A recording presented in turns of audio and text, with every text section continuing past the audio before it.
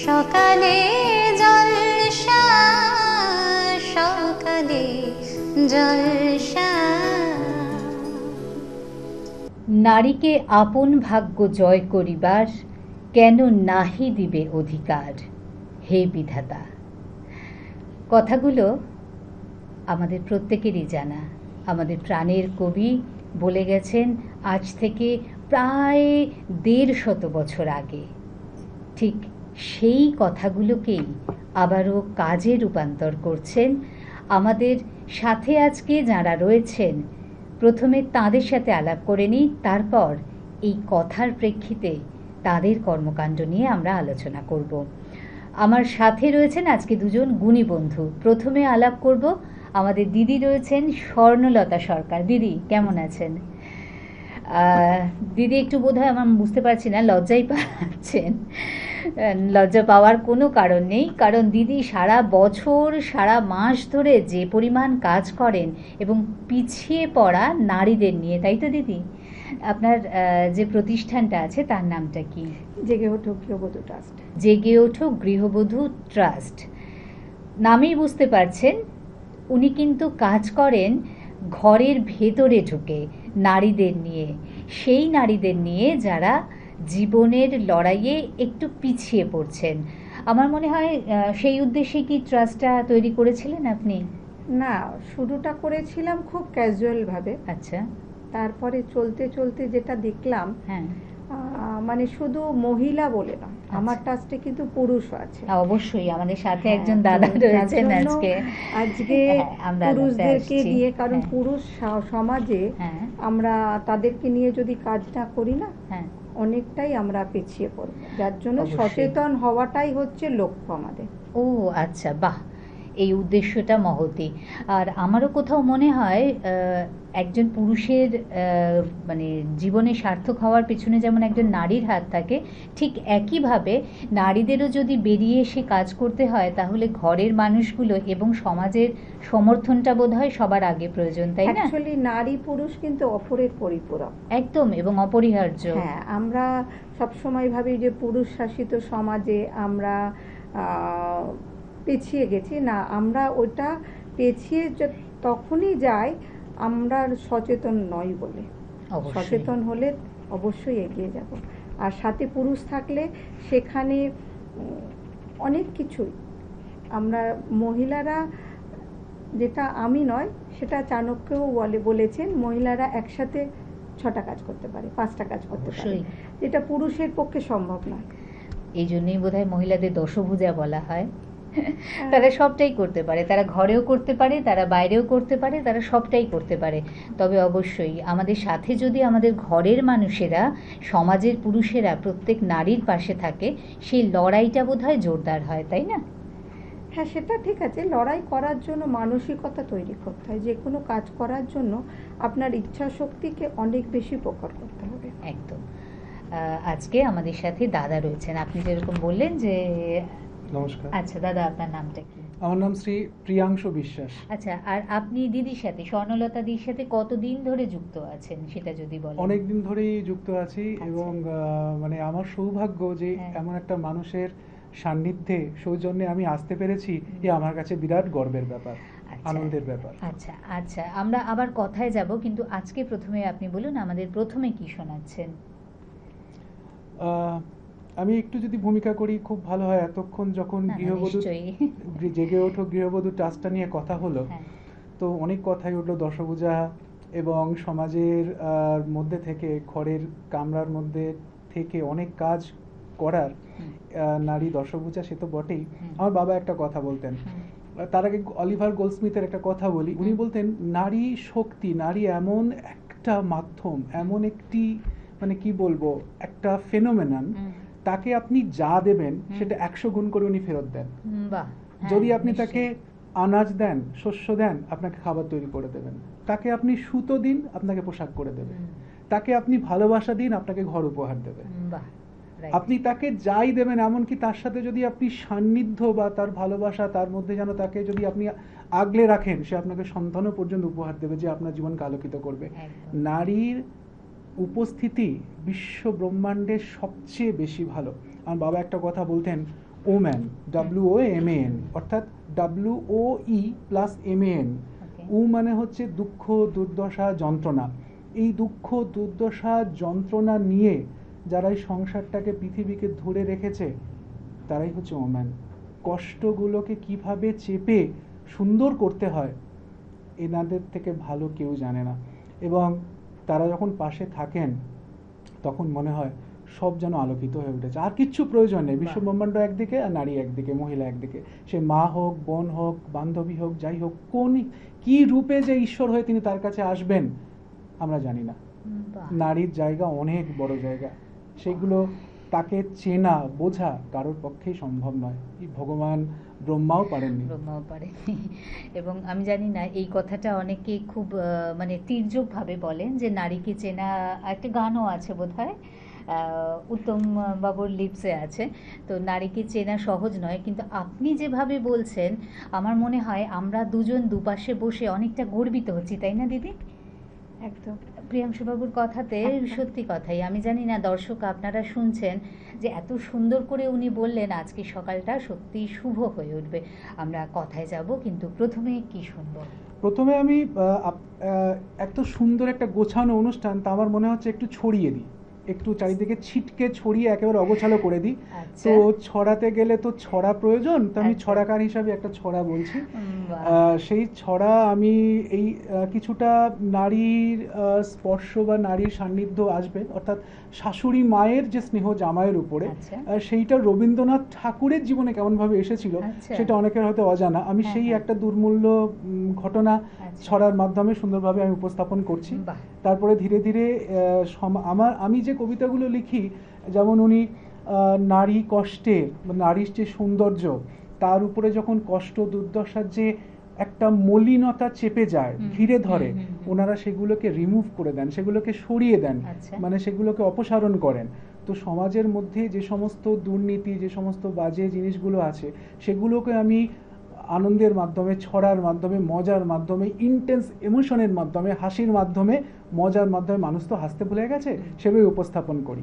তো আমি সেই রবীন্দ্রনাথের জামাই ষষ্ঠী, সেই কবিতাটি একটা পাঠ করে শেখাচ্ছি, শোনাচ্ছি, আমার নিজের লেখা। আচ্ছা, বাহ, যদি অনুমতি করেন শুরু করি। না না, নিশ্চয়ই, একদম শুনবো। সময় তখন 1903, অবিভক্ত বাংলাদেশ, চর্ব চস্য লেজ্জ পেয়র আয়োজনের সদ্য শেষ। 4 বেলাই চলছে খাওয়া, তবু দুপুর বেলা সেই খাওয়াটাই আসল কিনা নানা পদের মেলা। সেই খাওয়াটাই বসেন খেতে জামাই ঠাকুর রবি, তত্ত্বাবধান করছে স্বয়ং দাক্ষায়ণী দেবী। দাক্ষায়ণী দেবী ছিলেন রবির শ্বশ্রুমাতা, তার সামনে জামাই বাবার খাওয়ার আসন পাতা। আস্তে করে ভাতটা ভেঙে ডাল ঢালবার আগে শাশুড়ি মার মৃদু আপত্তি এলো এই ফাঁকে। জামাই বাবা, আগে তুমি তেতো দিয়ে খাও। জামাই অবাক, তেতো কোথায়, আছে কি নাকি তাও? প্রথম বাটি আঙুল দিয়ে দেখিয়ে দিলেন তারে। রবি বলেন, পারিনি যে বুঝতে একেবারে। একটু মেখে মুগ্ধ হয়ে বলেন, দারুণ, এ তো উচ্ছে আছে বুঝতে পারছি, স্বাদটা তো বেশ তেতো, কিন্তু সে বেশ অন্যরকম, বেশ হয়েছে স্বাদ। শাশুড়ি কয়, অন্য তেতো থাকলো এবার বাদ। অন্য মানে কি করলা, দেখতে পাবে চোখে, ওই যে যাকে কাকরোল কয় কলিকাতার লোকে। তিক্ত পর্ব শেষে খেলেন জামাই ভরে থাল, নারিকেলের সাথে রাধা সোনামুগের ডাল। ভাতের সাথে চলল দেদার কয়েক পদের ভাজা, আলু ভাজা, কুমড়ো ভাজা, পটল, বেগুন, যা যা। এরপরেতে আসতে থাকে সবজি একে একে। মোচা খেলেন, লাউ ও ছানার সবজি নিলেন চেখে। স্বাদগুলো সব অন্যরকম, নতুন সে তরকারি। রবি কহেন মুগ্ধ হয়ে, তৃপ্তি পেলাম ভারী।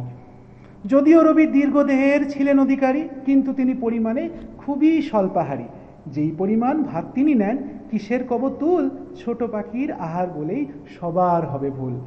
কয়েক রকম পদের তবে রান্না না হয় যদি, সত্যি রবির মন ভরে না, হলেও ছানা দধি। আজকে রবির পড়ছে মুখে প্রসন্নতা ঝরে, তৃপ্তি করে খাচ্ছে রবি অনেক দিনের পরে।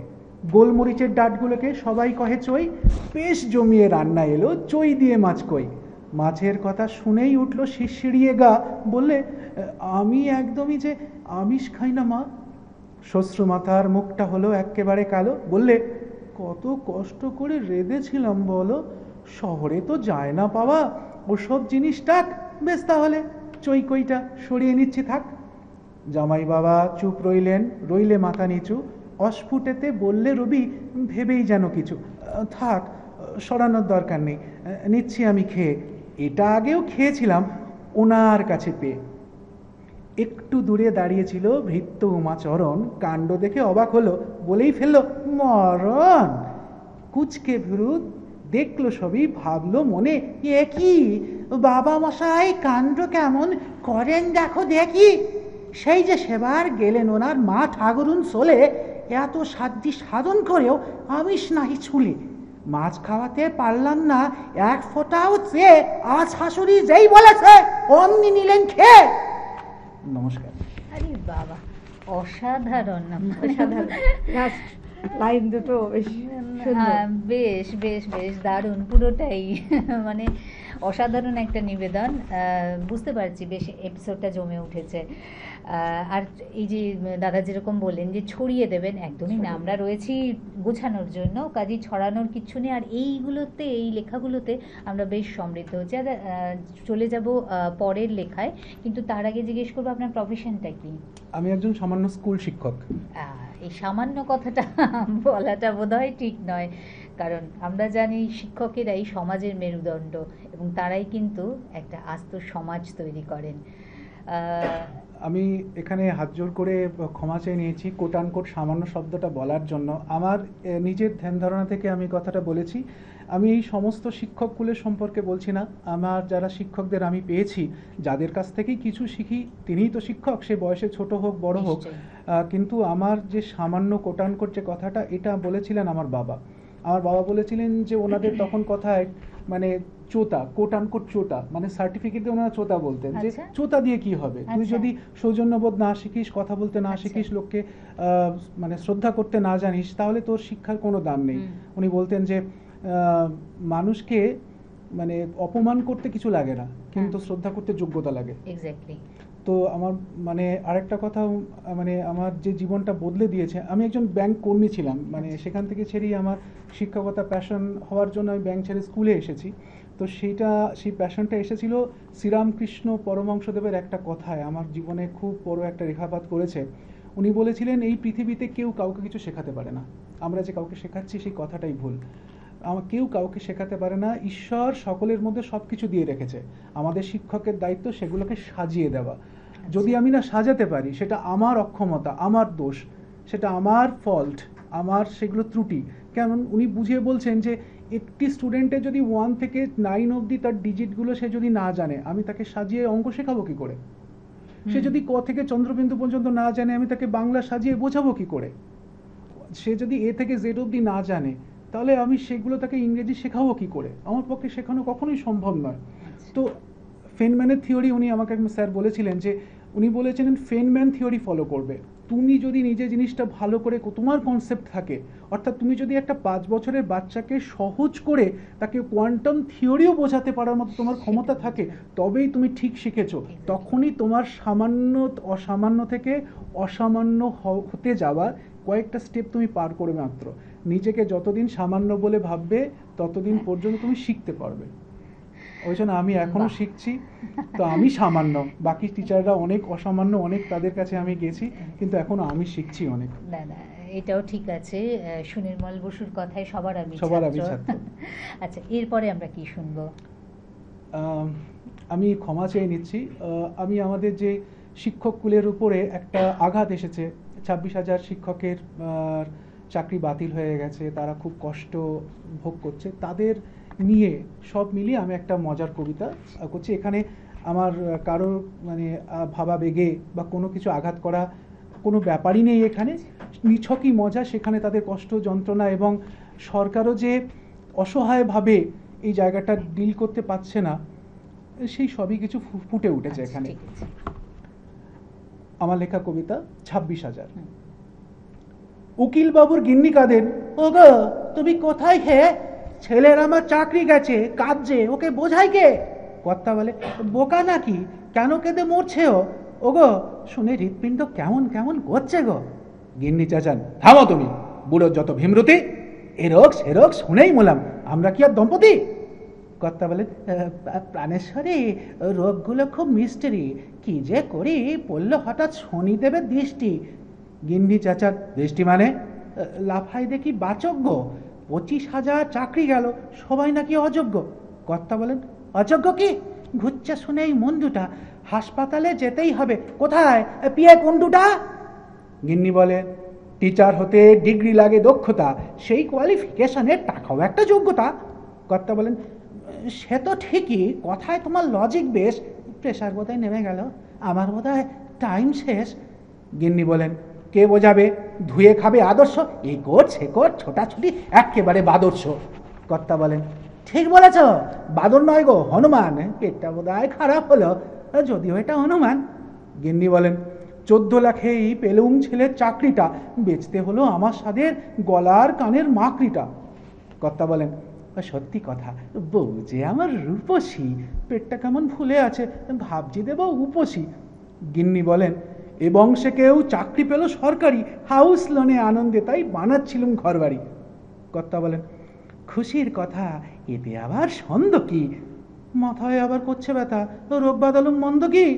গিন্নি বলেন, ফোন এসেছে ব্যাংক থেকে, তাও 25 বার, কিস্তি যত ফেল করেছে, ডিফল্টারের নোটিশ তার। কর্তা বলেন, ভাবতে হচ্ছে, এমন হলে চলবে না, ভাবছি একটা স্প্রাইট খাবো, বুকটা তাহলে চলবে না। গিন্নি বলেন, শুনতে হচ্ছে, গুনতে হচ্ছে। গিন্নি বলেন, গুনতে হচ্ছে চড়া সুদের ইএমআই, ছেলের ভাবি চাকরি হলো, আস্তে আস্তে দিয়ে যাই। কর্তা বলেন, আস্তে আস্তে কমলে ভালো ব্যথাটা, হাঁটুর নিচের যন্ত্রণাটা, নয় যে ভালো কথাটা। গিন্নি বলেন, বিচারপতির ঠিক হলো এই রায়টা কি? অযোগ্য বা যোগ্য বাছাই সহজভাবে যায় নাকি? কর্তা বলেন, সহজ মানে? ঠিক বলেছ, সহজ গো, সহজ কথা বোঝে না যে, ভুসো মাখা মগজ তো। গিন্নি বলেন, পারলি না তো? ঠিক লাগালে চ্যানেলটা, মুখ পোড়ারা বাতিল দিলি 16 সালের প্যানেলটা। কর্তা বলেন, পড়ছে মনে স্যানাইলের চ্যানেলটা, সেই যে সেবার ভর্তি হলুম, হাটে গুজে ফানেলটা। গিন্নি বলেন, সবাই কি সেম? যোগ্য ছেলে ছিলই না, সাদা কথা জমা দিয়েই চাকরি না হয় পেলই বা। কর্তা বলেন, এই জন্যে তো আমার বুকে কষ্ট হয়, মাঝে মাঝে পেসমেকারের অ্যাক্টিভিটি নষ্ট হয়।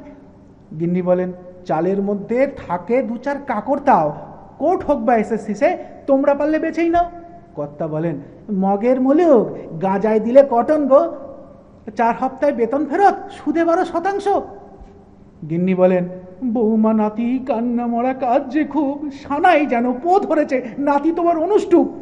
কর্তা বলেন, সেই ভিডিও পোস্ট করেছে বৌমা পিউ, 1 ঘন্টায় ইনস্টাগ্রামে 1 মিলিয়ন লাইকস ভিউ। গিন্নি বলেন, বেআই চাচাই নেই কথাতে সান্ত্বনা, আমরা নাকি এত পিশাচ সেটা আগে জানতো না। কর্তা বলেন, চেঁচামেচি আমার পুরো অসহ্য, তাই তো কানে তুলো গুজে ভালোই থাকি বরঞ্চ। গিন্নি বলেন, ওদের কথায় গা জ্বলে যায় পিত্ত গো, ছেলের আমার চাকরি যেতেই জামাই এখন বৃদ্ধ গো। কর্তা বলেন, ছিল না তো ধর্ম বর্ণ জাত না ঠিক, চাকরি দেখে মেয়ে গছায় আমার, তাদের আমি জানাই ধিক। গিন্নি বলেন, বউয়ের ছিল বয়ফ্রেন্ডসে ব্যবসায়ী, সেও ডুবেছে হতাশাতে, বলছে মেয়ের বাপ দায়ী।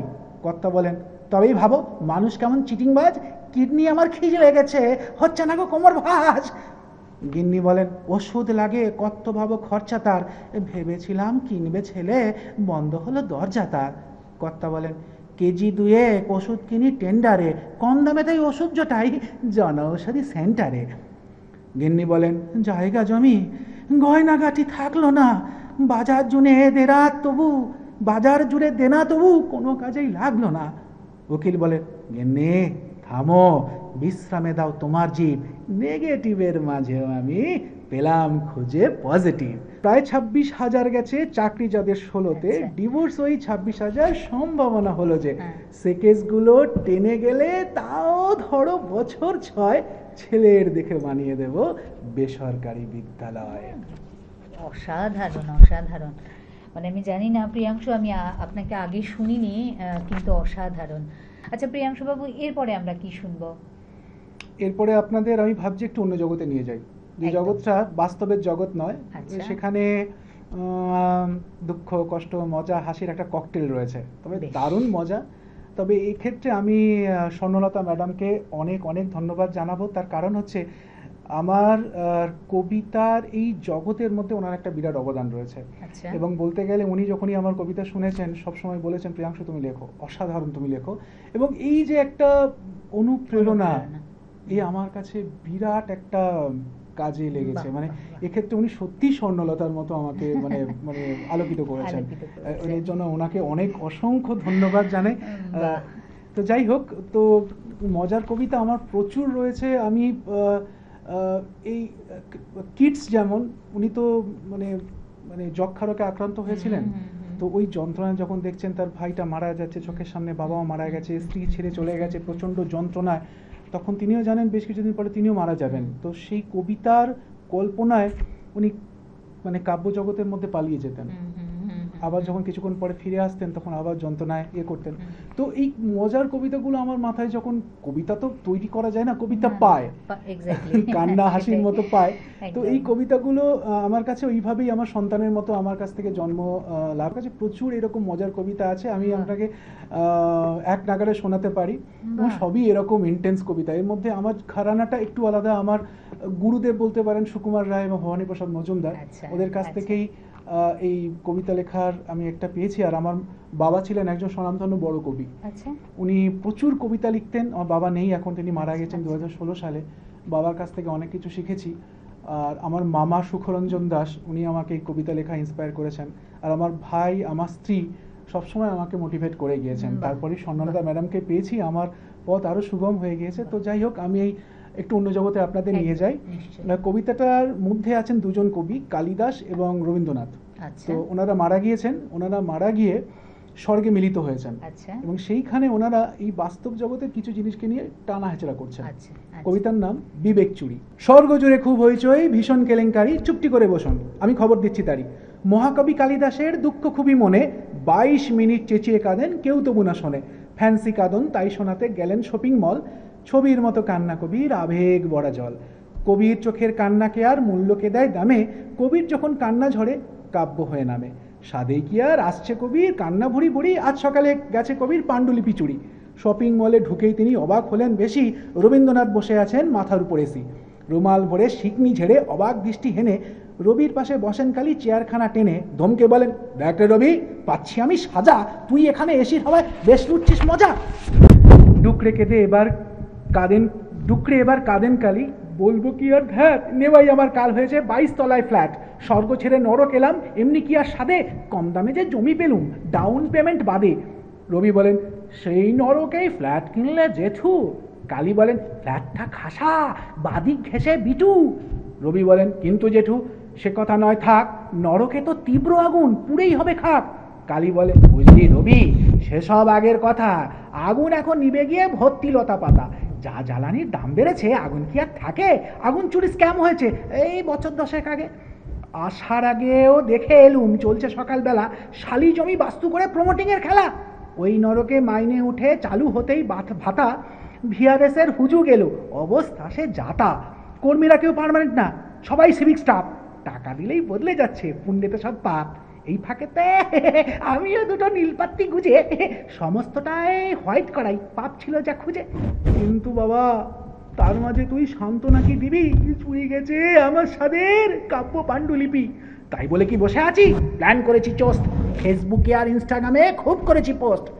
রবি বলে, শোনো জেঠু, পড়ে দেখো গীতা, যা গেছে তা ভালোই হলো, দুঃখ করা বৃথা। কালী বলে, গীতা মানে গীতাঞ্জলির কথা, তোর লেখা তো ভাল লেগেছে, শব্দে মধুর গাথা। রবি বলেন, আমার লেখা গীতাঞ্জলি নয়, ধর্মগ্রন্থ গীতা জেঠু, নাম শোনি হয়। যাবার যাতা গেছে খুঁজে কিসের বাহাদুরি, আমারও তো শুনেছিলাম নোবেল গেছে চুরি। কালী বলেন, পাণ্ডুলিপির আর কি চুরি হয়, পাণ্ডুলিপি চুরি তো আর চাকরি চুরি নয়।